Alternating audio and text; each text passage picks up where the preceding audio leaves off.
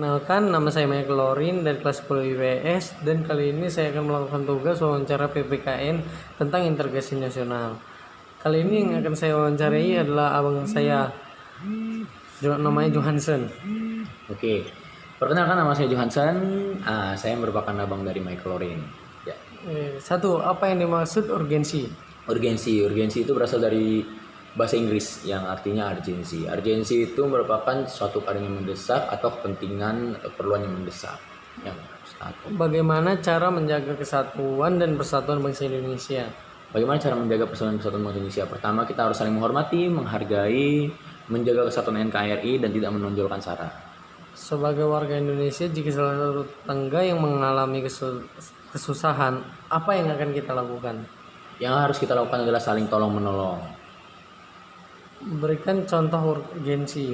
Contoh urgensi yaitu contohnya ketika kita mentaati peraturan lalu lintas, itu merupakan suatu kepentingan atau keadaan yang harus kita lakukan. Karena kenapa? Ketika kita mentaati peraturan lalu lintas tersebut, maka kecelakaan yang terjadi di jalan itu akan berkurang. Apa yang dimaksud integrasi nasional? Integrasi nasional adalah penyatuan atau pembauran suatu bangsa sehingga menjadi satu kesatuan yang utuh.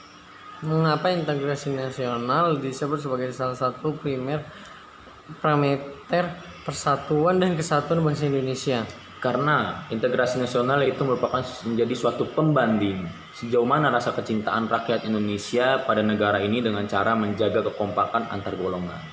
Bagaimana cara kita menghadapi urgensi? Bagaimana cara kita menghadapi urgensi? Dengan pertama yaitu dengan kepercayaan diri. Sebutkan manfaat integrasi nasional.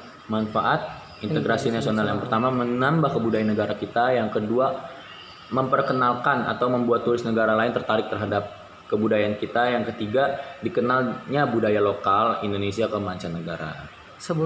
Berikan 3 manfaat urgensi. Manfaat urgensi itu yang pertama mempermudah atau memperlancar pembangunan Indonesia, yang kedua bangsa Indonesia lebih mudah untuk maju, yang ketiga bisa mengatasi semua perbedaan yang timbul dengan penuh kesadaran.